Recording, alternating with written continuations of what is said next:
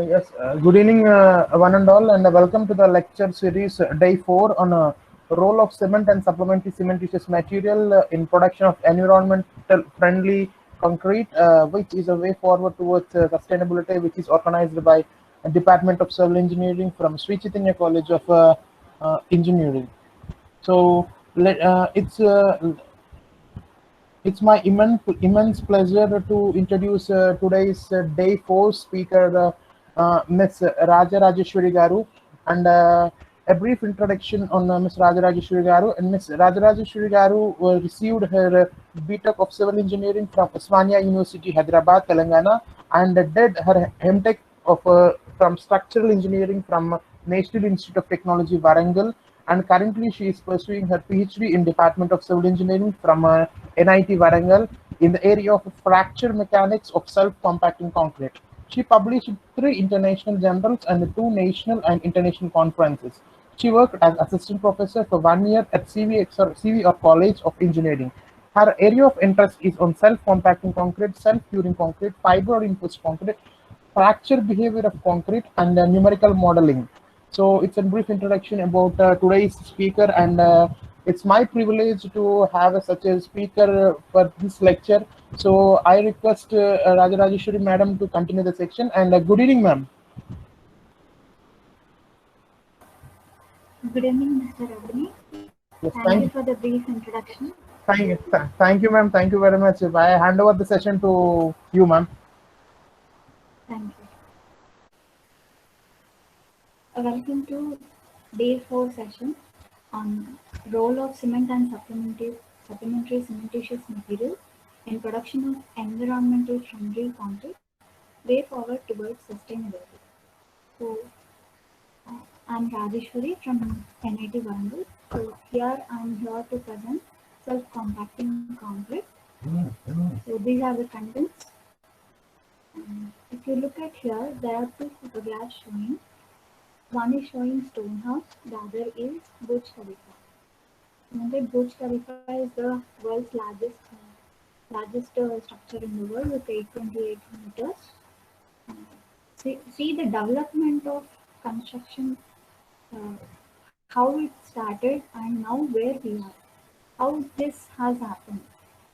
What made the civilization develop from stone house to a tall structure like Burj Khalifa? What made the researchers to find this technology? It's because of material properties. We are able to know the material properties and new inventions of materials, and innovation and discovery of new materials has led this development from stone houses to large. What is a conventional concrete? Why nowadays concrete is used widely in every construction, as this is we can see that it is the second largest consuming material next to water.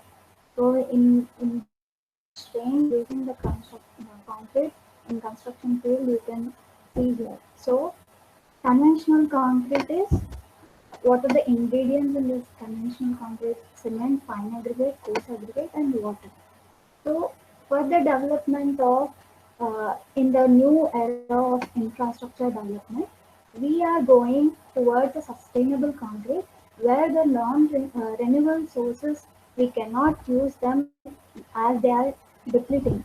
So to this conventional concrete, we are enhancing the properties by adding some materials or remodifying some of the ingredients in this conventional concrete.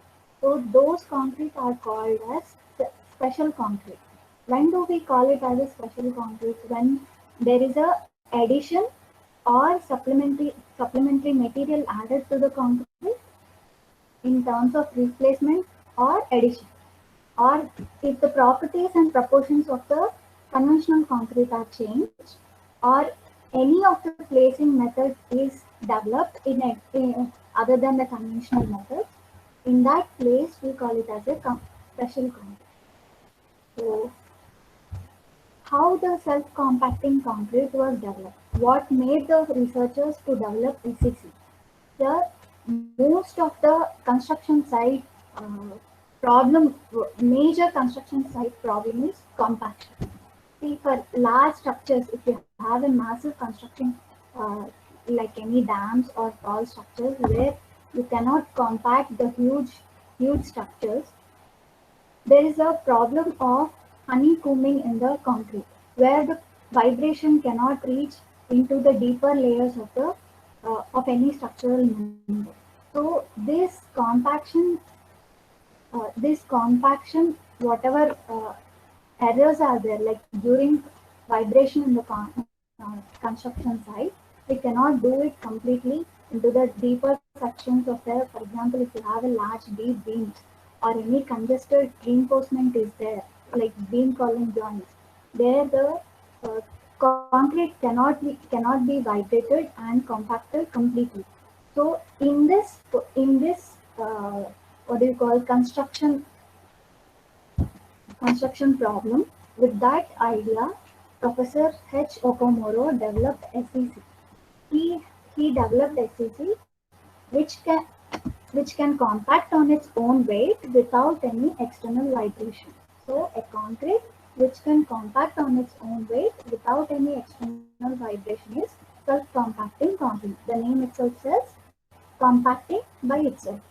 So first it was developed in 1986 by Professor Okomoro, and Technical Rylom Committee was conducted in the year 1997, where Rylom is a reunion international laboratory experts for materials.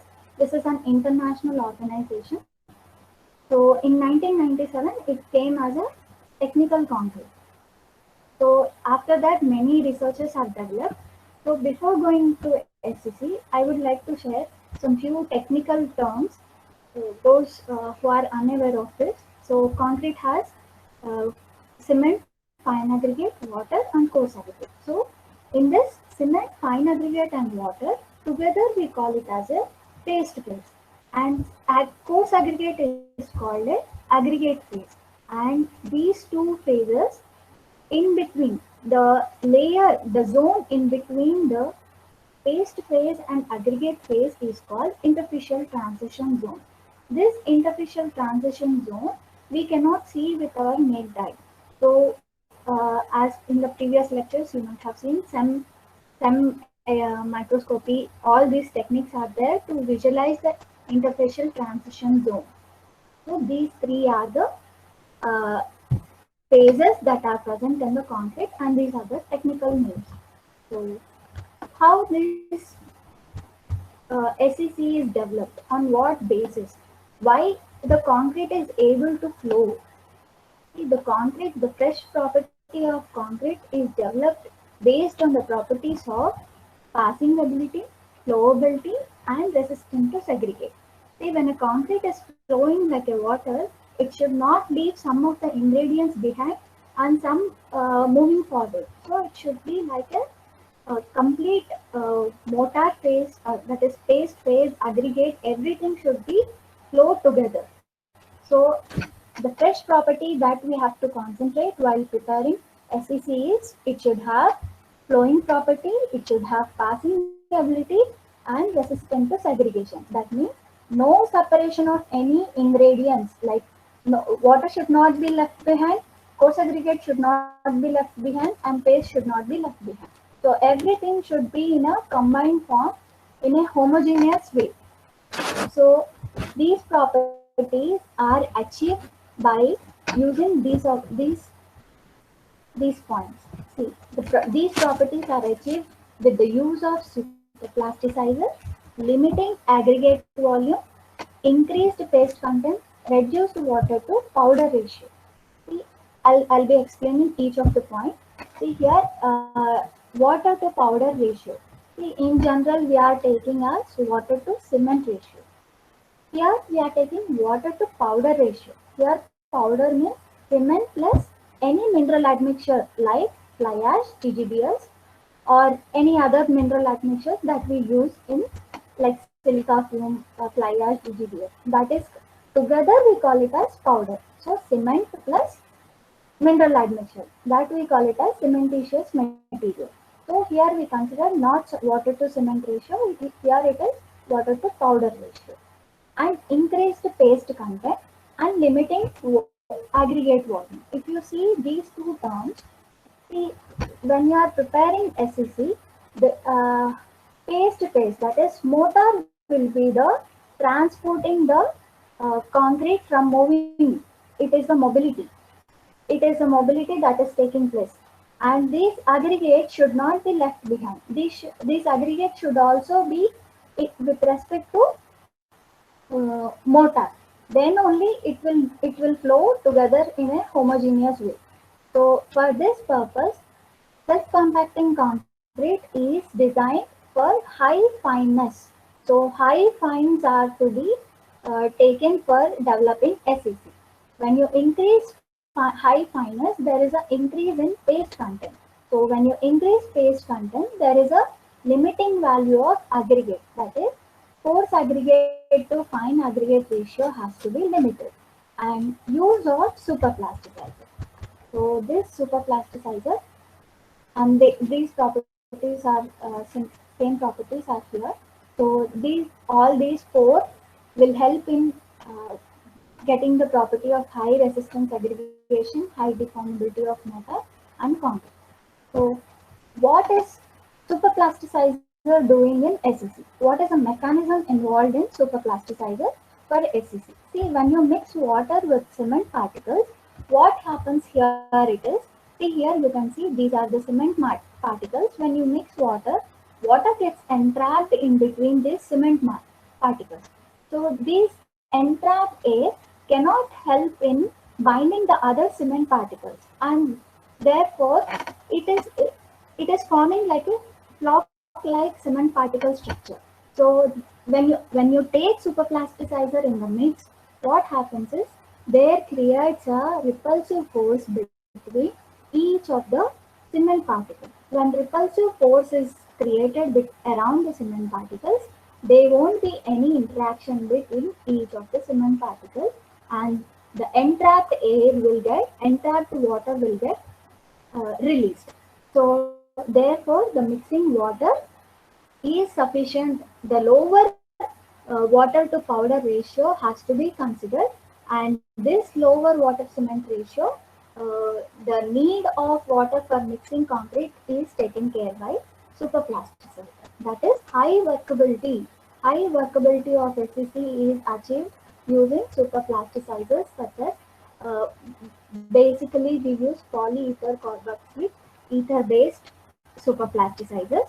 So the basic mechanism is it disperses the cement particles by creating a repulsive force between the cement particles. So this is a mechanism involved uh, for developing high workable concretes. So here I have said, the difference between here, if you consider this is conventional concrete, this is self-compacting concrete. So if you consider all the ingredients in this, air content is same, water is same. Here if you take here cement plus here cement for conventional concrete, and for here it is powder content. Sand is also here gravel. See here powder content cement plus powder content. It is increased here. Here you can see the variation. And here gravel, conventional concrete is more, and in SEC it is less. See, the basic principle involved in SEC is the voids created by coarse aggregate is filled by fine aggregate. And all these ingredients, the what are the voids? The voids created by the aggregate are filled with the paste of the binders. So the basic principle is filling the voids of aggregate with the paste of binders.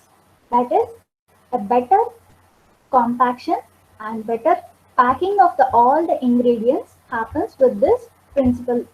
So SEC creates a minimum no void concrete is generated, that is with high packing. So packing of the ingredients are well packed, and high densified concrete is generated with SEC. So see here, FNOC specification is an European Federation of National Associations representing for concrete. This is an European specification, there was no code specifications for SEC. So first FNOC specifications were developed, and latest one is 2005. So based on their specifications, these are the ingredients and these are the typical ranges of the ingredients. So for example, if you take powder, that is cement plus mineral admixture, it should be around 380 to 600 kg per meter cube. And here if you see fine aggregate, here fine aggregate typically 48 to 55% of total aggregate weight.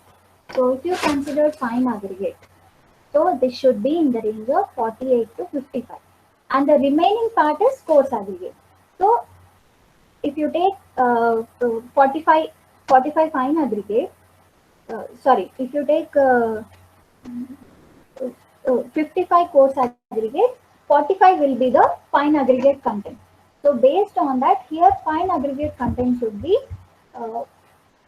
higher than the coarse aggregate content.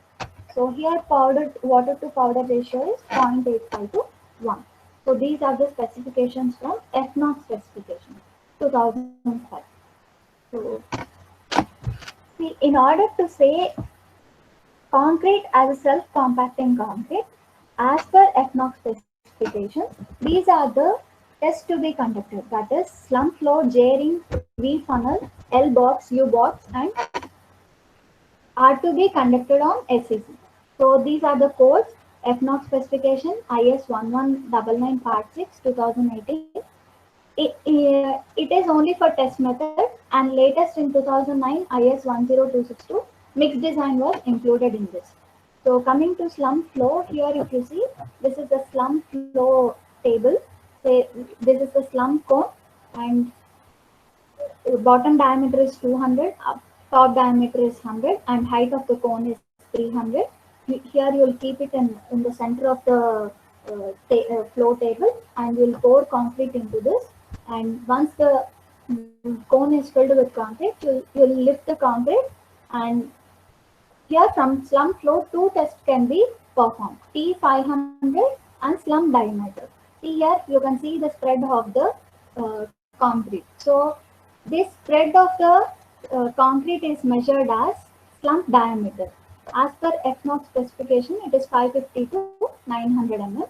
And this T500 means time taken for the concrete. As soon as you lift the slump cone and the concrete reaching 500 mm diameter is recorded as T500. We'll start the stopwatch whenever we lift the cone, and once the concrete is touching 500 mm, that time is recorded as T500. And as per FNOC specifications, it is 2 to 5 seconds. Next, J-ring test. Here J-ring is, you can see here a ring with vertical rods are there here. See this, each of the tests have a significance in each of, if you consider slump flow test, here the test for flowability is taken. If you see for J-ring, here you can see vertical rods, and where you keep the slump cone inside, and you put the concrete here and you lift the cone. So the concrete will pass through these two vertical rods. So these rods act as a reinforcement. So in between these two rods, the concrete, is it able to pass, and how much diameter is it spreading? And this here you can see J-ring test. Here if you see the difference between, you should take the difference of the concrete height near the this ring and at the edge of the final diameter. So the difference between these two heights is recorded as J-ring value, and this difference should not be more than 10. It should be in between 0 to 10. So this J-ring test is for passing ability. Next is V-funnel test. Here you can see this is a V-funnel where you have a hinge trap door, where this you will close this door and you will fill the funnel with concrete, and you will release the hinge trap and you will record the time taken for the concrete to empty this V funnel, whatever filled concrete is there, in how much time it is emptying, that is recorded as V funnel test. And one more test for V funnel is you will fill the V funnel and you will make the concrete to wait for 5 minutes, and then again you will empty this V funnel and you will record it as T 5 minutes. And as per F0 specification, T 5 minutes is 6 to 15 seconds, and for V funnel test it is 6 to 12 seconds. So here you can see each of the tests, as I said you, this V funnel is having a narrow passage here. So the concrete has to pass even a smaller area also. So that is the motive of this test. So even after 5 minutes also, what is the time delayed? Even after 5 minutes, what is the flow of the concrete? That we have to check with this. So that is the purpose of V funnel test. So coming to L box test, here you can see this L box is having. Here you see there are 3 vertical rods. Depending on the distance, you have 2 or 3, and this similar to J-ring, here it is for passing ability. So this vertical column is there, no? You will fill the concrete here, and this gate is closed when you are filling this concrete in the vertical section, and you will lift the gate once this vertical section is filled, and this concrete will flow like this.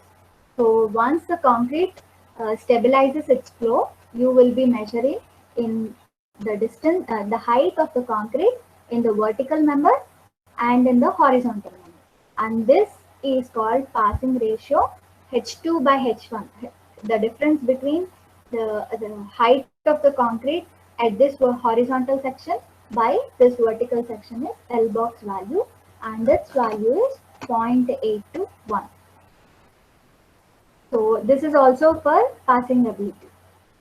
Next is U-box test. Here you can see it is a U-shaped testing equipment where you will fill, here also same, there are 3 reinforcing bars at a distance of 20 centimeters, and you will close the sliding door here, and you will fill this one of this U-box, and once it is filled, you lift this sliding door, and the concrete will flow through this reinforcing bar. And after that, here you can see there is a stabilization in the flow, and the difference, these two difference, if the concrete flows as freely as water, at rest it will be horizontal. See, when these two levels are in horizontal, that means it is having a perfect filling ability and passing ability. So that is a sign where if these two are at same level. The difference should be minimum. The difference in this section and this section should be minimum. That is H1 minus H2. If it is 0 means it is having highest filling height. So based on this, from my area of research, fracture study I have considered. Why I have taken this fracture study is, what are the factors affecting? What is a fracture study? Study of a crack propagation or failure mechanism is called fracture study. So here the crack propagation, how it is happening. See, the failure occurs with the small micro cracks to the crack is initiated from micro crack to macro crack.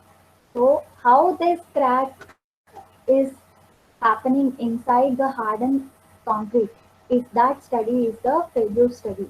So factors that are affecting are, see, for SEC we have higher content of fine aggregate, and with this we have high interfacial transition zone, and properties of coarse aggregate are also varying because we take a lower side of the size of the aggregate. You cannot use 20 mm because the passing ability will not be satisfying. So this decrease in size, the change in property of coarse aggregate, and the mixed properties are changed. Higher content of fine aggregate.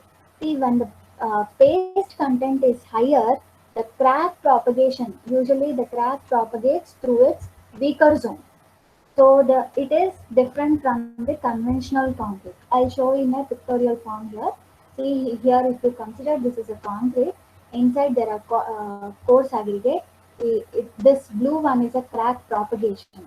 So here you can see in some of the things it is going around the aggregate, in some it is passing through the paste phase.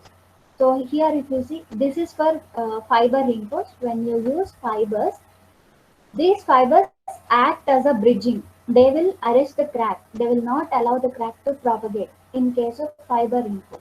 So this crack propagation depends on the whatever ingredient that is coming across its path.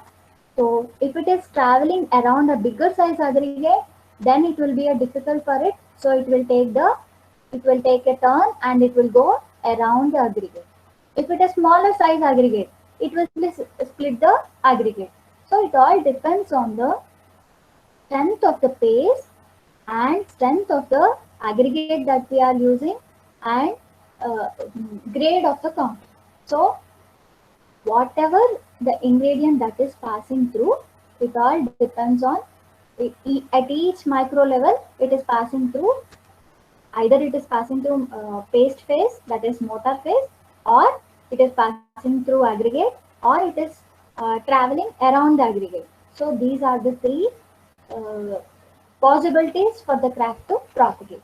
So in case of fiber reinforced concrete, these fibers will act as a arresting materials for the crack to propagate. So based on this, see here, if you consider, I told you, no, if you consider this is a coarse aggregate, if it is, if the crack is propagating, if you consider this black one is a as a crack, if it is passing through the aggregate, that is called as transgranular failure or transgranular fracture. That means it is splitting the uh, grains or coarse aggregate. In terms of our concrete, it is a coarse aggregate. So if it is splitting the coarse aggregate, that is called transgranular failure. And if it is going around the aggregate and the failure is occurring around the aggregate, that is called intergranular fracture. So I will show you my research part based on this transgranular and intergranular failure. So this is my research paper. You can see here. See here, I have considered computer tomography technique, where this is like a CT scan. I have taken a medical CT of this concrete specimen. This is my concrete specimen. This is a wet splitting test method. We call it in terms of fracture mechanics. So where a notch is provided in the tube, and this is called initiation of the crack. First we initiate, and then how the further crack propagation is happening, we'll check in fracture mechanics. So this is my specimen, and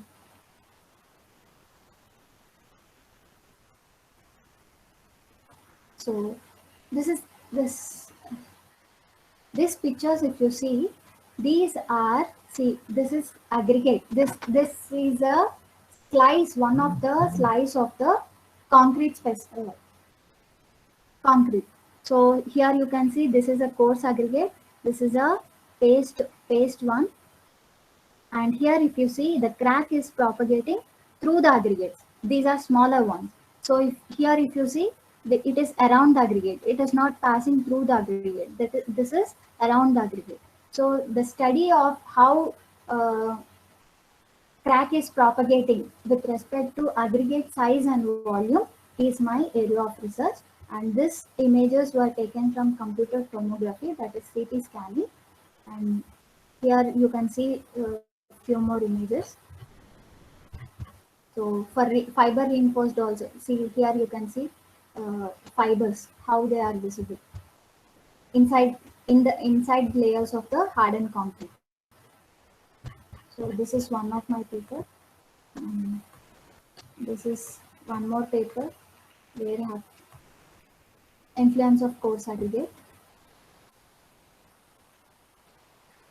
And this is another paper. Wet splitting test method fracture study I have considered.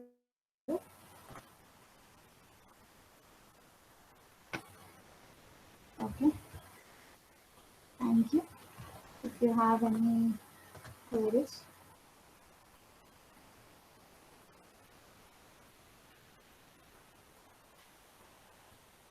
Yes, sir. Thank you, ma'am. Thank you for an very informative lecture on self-compacting concrete and how the fracture mechanism is in self-compacting concrete.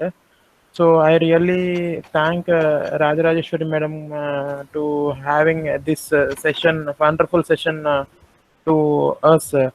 So if any queries are there, you may ask to madam so that ma'am can answer their questions.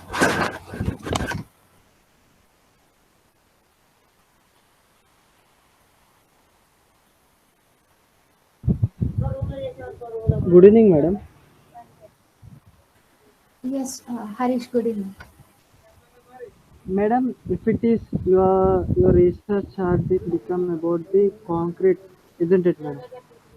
But if it is Yes, yes. taken, if it is concrete developed in the basement level, I mean plinth level, if it is a load-bearing wall, how it could Okay. be? I didn't get you. You repeat the question. Madam, your research about the concrete crack propagation development. Okay. But my Okay. question is to you: Um, if the crack developed in between the basement level, how it could be the structure, how the crack will be demolished, in which way process? See, you are asking plinth beam. Plinth beam is a structural element. I'm going deeper into the concrete. Structural element will fail in other way, and if you go through deeper into the concrete, the micro level, how it is crack is initiation. What is the cause for the crack to propagate? What is making the crack to uh, increase its crack length? That is my area of research. If you take larger element like beams or columns, there may be a structural failure like shear failure or flexural failure.